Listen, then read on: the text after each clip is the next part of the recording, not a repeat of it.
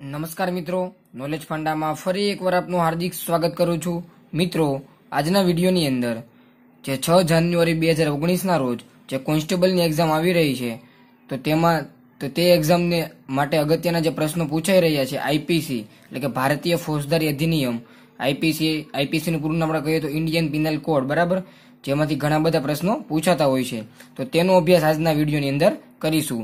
તો મિત્રો, વિડીયોની શરૂઆત કરતા પહેલા જો તમે ચેનલમાં નવા હો અને હજુ સુધી ચેનલને સબસ્ક્રાઇબ કરવાનું બાકી હોય તો ચેનલને સબસ્ક્રાઇબ કરી દેજો અને બાજુમાં પેલા બેલ આઇકન ઉપર ક્લિક કરી દેજો જેથી તમને અવારનવાર વિડીયોની માહિતી મળતી રહે। તો મિત્રો, શરૂ કરીએ આજનો વિડીયો।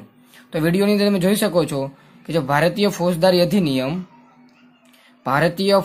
અધિનિયમ જે 1860 છે, બરાબર, તો તેની અંદર ટોટલ 511 જેટલી કલમોનો સમાવેશ થાય છે। તો આપણે જોઈએ કે 14 નંબરની જે કલમ છે તે સરકારી નોકરીની વ્યાખ્યા આપે છે। ત્યાર પછી 19 નંબરની જે કલમ છે તે ન્યાયાધીશની વ્યાખ્યા આપે છે। ત્યાર પછી જે 21 નંબરની કલમ છે તે રાજ્ય સેવકની વ્યાખ્યા આપે છે, બરાબર। તમને આમાંથી ઘણા બધા પ્રશ્નો ખૂબ જ ઉપયોગી પૂછાઈ શકે તો વિદ્યાર્થી મિત્રો, આ જે વિડીયો છે તમે સંપૂર્ણ જોતા રહેજો। ત્યાર પછી 22 નંબરની કલમ જંગમ મિલકતની વ્યાખ્યા આપે છે। ત્યાર પછી 24 નંબરની કલમ બદદાનત માટેની છે। ત્યાર પછી 29 નંબરની કલમ દસ્તાવેજ માટેની છે। ત્યાર પછી 73 નંબરની કલમ એકાંત કેદ માટેની છે। 74 નંબરની કલમ એકાંત કેદની મુદત માટેની છે। ત્યાર પછી 107 નંબરની કલમ કૃત્યુનું દુષ્પ્રેરણ માટેની છે। ત્યાર પછી 108 નંબરની કલમ દુષ્પ્રેરક માટેની છે। ત્યાર પછી 114 નંબરની કલમ ગુનામાં મદદગારી જે પણ વ્યક્તિ કરેલી હોય તો તેના માટે 114 નંબરની કલમ આવશે। ત્યાર પછી 120A નંબરની જે કલમ છે તે ગુનાહિત કાવતરાની વ્યાખ્યા આપે છે। ત્યાર પછી 124A નંબરની જે કલમ છે તે રાજદ્રોહ માટેની છે। ત્યાર પછી 141 નંબરની જે કલમ છે તે ગેરકાયદેસરની મંડળીની વ્યાખ્યા આપે છે। ત્યાર પછી 147 નંબરની કલમ હુલ્લડ કરવા માટેની શિક્ષા, બરાબર। ત્યાર પછી 159 નંબરની કલમ બખેડાની વ્યાખ્યા આપે છે, બરાબર। હુલ્લડમાં મિત્રો ધ્યાન રાખજો કે 5 વ્યક્તિ મિનિમમ 5 વ્યક્તિ હોવા જરૂરી છે હુલ્લડમાં, અને 159 નંબરની જે કલમ છે તે બખેડાની વ્યાખ્યા આપે છે। ત્યાર પછી 160 નંબરની કલમ છે તે બખેડાની શિક્ષા, એટલે 59 આવે તો તેની વ્યાખ્યા આવશે અને 60 આવશે તો શું આવશે, એની શિક્ષા આવશે। ત્યાર પછી 171 જે નંબરની કલમ છે તે ચૂંટણીમાં ખોટું નામ ધારણ કરવાની શિક્ષા। ત્યાર પછી 177 નંબરની કલમ ખોટી માહિતી પૂરી પાડવાની સજા। ત્યાર પછી 188 નંબરની કલમ રાજ્ય સેવકના હુકમનો અનાદર। ત્યાર પછી 191 નંબરની કલમ ખોટા પુરાવાની વ્યાખ્યા આપે છે। ત્યાર પછી 193 નંબરની કલમ ખોટા પુરાવા માટેની શિક્ષા, એટલે જો તમને ખોટા પુરાવાની વ્યાખ્યા પૂછે તો એનો જવાબ આવશે 191 અને જો એની શિક્ષા પૂછવામાં આવે તો જવાબ આવશે 193।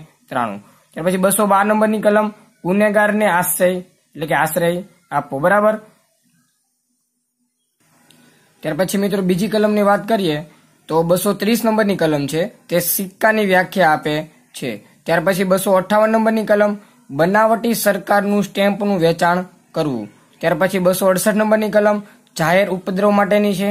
ત્યાર પછી 273 નંબરની જે કલમ છે તે હાનિકારક ખાદ્ય પદાર્થ કે પીણાનું વેચાણ કરતા હોય તો તે વ્યક્તિની ધરપકડ 273 કલમ અનુસાર કરવામાં આવે છે।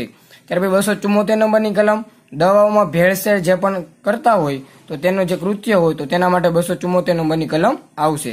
ત્યાર પછી 280 નંબરની કલમ બેફામપણે વાહન હંકારવું, બરાબર। ત્યાર પછી 289 નંબરની કલમ પ્રાણી અંગે બેદરકારી ભર્યું વર્તાવ કરવું। ત્યાર પછી 296 નંબરની કલમ ધાર્મિક મંડળીના વિક્ષેપની। ત્યારે 297 નંબરની કલમ સ્મશાન વગેરેમાં દુષ્પ્રવેશ માટે છે। 299 નંબરની કલમ સાપરાધ મનુષ્ય વધ। ત્યાર પછી 300 નંબરની કલમ તો કે ખૂનની વ્યાખ્યા આપે છે। ત્યાર પછી 302 નંબરની જે કલમ છે તે ખૂનની શિક્ષા આપે છે। ત્યાર પછી 306 નંબરની જે કલમ છે તે આત્મહત્યામાં મદદ, એટલે કે 306 નંબરની જે કલમ છે તે આત્મહત્યામાં મદદ જે પણ વ્યક્તિ કરતો હોય તો તેના માટે 306 કલમ અનુસાર ધરપકડ કરવામાં આવે છે। ત્યારે 307 નંબરની કલમ ખૂન કરવાનો પ્રયત્ન કરવો। ત્યાર પછી 309 નંબરની કલમ છે આપઘાત કરવાની શિક્ષા, બરાબર। ત્યાર પછી 310 નંબરની કલમ છે ઠગ હોવું। ત્યાર પછી 318 નંબરની કલમ જન્મ છુપાવવો. ત્યાર પછી 319 નંબરની કલમ વ્યથા માટેની છે. ત્યાર પછી 320 નંબરની કલમ મહાવ્યથા માટેની છે. એટલે યાદ રાખવાનું કે 20 આવે એટલે મહા, બરાબર. તો વ્યથા આવે તો 319 અને મહા શબ્દ આવી જાય એટલે આગળ 20 ઉમેરી દે એટલે 320 આવે તો મહાવ્યથા. ત્યાર પછી 339 નંબરની કલમ ગેરવ્યાજબી અવરોધ માટેની છે. 340 નંબરની કલમ ગેરકાયદે અટકાયત માટેની છે. 349 નંબરની કલમ બળની વ્યાખ્યા આપે છે. ત્યાર પછી 350 નંબરની કલમ ગુનાહિત બળની વ્યાખ્યા આપે છે. 351 નંબરની કલમ હુમલાની વ્યાખ્યા આપે છે. ત્યાર પછી 359 નંબરની કલમ તો કે ભાઈ મનુષ્ય હરણ એટલે અપહરણ જે વ્યક્તિનું થયું હોય તો તે જે વ્યક્તિએ કરેલું હોય તો તેને 359 કલમની અનુસાર ધરપકડ કરવામાં આવે છે. 362 નંબરની કલમ મનુષ્ય નયન એટલે કે અપનયન કહેવામાં આવે છે તેને. 371 નંબરની કલમ કાયમીપણે ગુલામોનો વેપાર કરવાની છે, 371 નંબરમાં આવશે.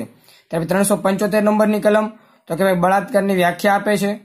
જે વ્યક્તિએ બળાત્કાર કરેલો હોય તો તેને સજા આપવાની કલમ આવશે 376, બરાબર. તમે જોઈ શકો છો. ત્યાર પછી 378 નંબરની જે કલમ છે તે આવશે ચોરીની વ્યાખ્યા, બરાબર. તો આપણે ફટાફટ જોઈ લઈએ જે આપેલી છે તે કે ભાઈ 309 નંબરની આપઘાત કરવાની શિક્ષા. ત્યાર પછી 310 નંબરની ઠગ હોવું. 318 જન્મ છુપાવવો. 319 વ્યથા માટેની છે. 320 મહાવ્યથા માટેની છે. 339 ગેરવ્યાજબી અવરોધ. 340 ગેરકાયદે અટકાયત. 349 બળની વ્યાખ્યા આપે છે. 350 ગુનાહિત બળની વ્યાખ્યા આપે છે. 351 હુમલાની વ્યાખ્યા આપે છે. 359 મનુષ્ય હરણ અથવા અપહરણ પણ તેને કહી શકાય. 362 અપનયન માટેની છે.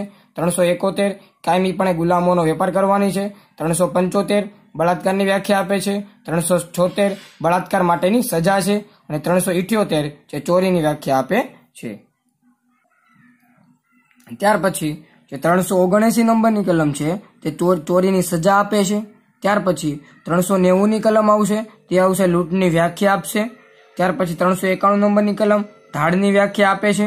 402 નંબરની કલમ ધાડ પાડવાના હેતુથી ભેગા થવા બાબત.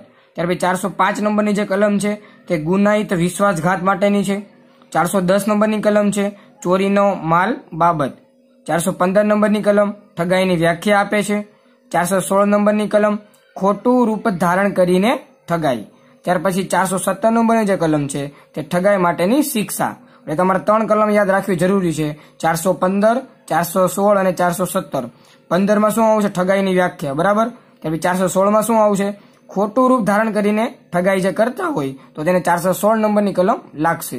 અને જો ઠગાઈ માટેની શિક્ષા હોય તો આવશે 417 નંબરની કલમ. 419 નંબરની કલમ ખોટું નામ ધારણ અંગેની શિક્ષા. ત્યાર પછી 425 નંબરની કલમ બગાડની વ્યાખ્યા આપે છે. ત્યાર પછી 445 નંબરની કલમ ઘર ફોડવું. 461 નંબરની કલમ મિલકત ધરાવતા પાત્રને અપ્રામાણિકપણે ખોલી નાખવી.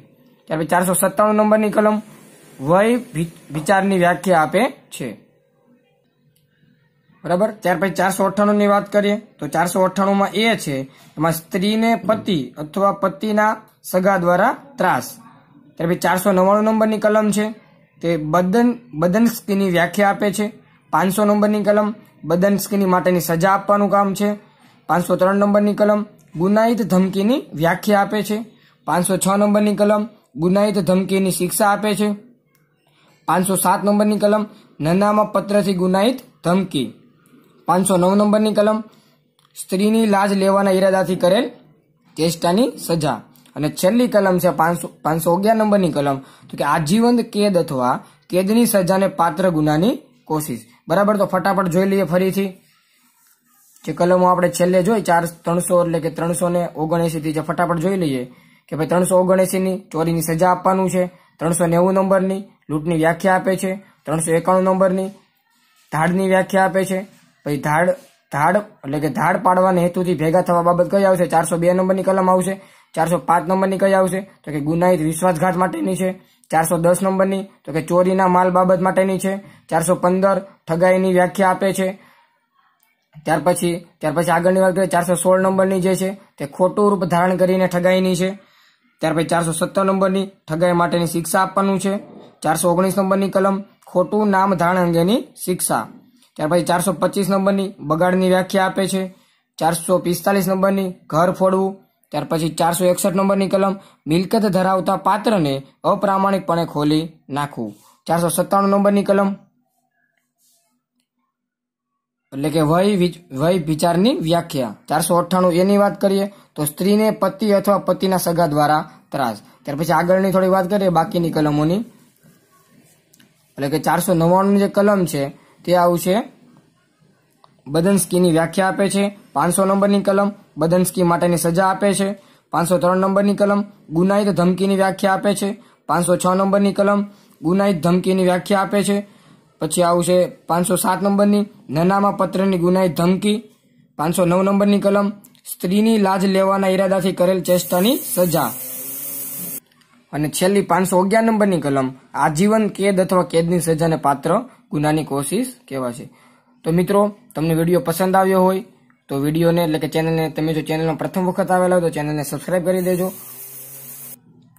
અને બીજા તમારા મિત્રો હોય કે ફ્રેન્ડ્સ હોય કે જે ગવર્મેન્ટ એક્ઝામની તૈયારી કરી રહ્યા છે અને બરાબર જે 6 તારીખની એક્ઝામ દેવા માંગતા હોય તો તેવા મિત્રો સુધી આ વિડીયો પહોંચી રહે બરાબર, તો તે પણ સારા એવા માર્ક્સ કવર કરી શકે આ ટોપિકમાંથી.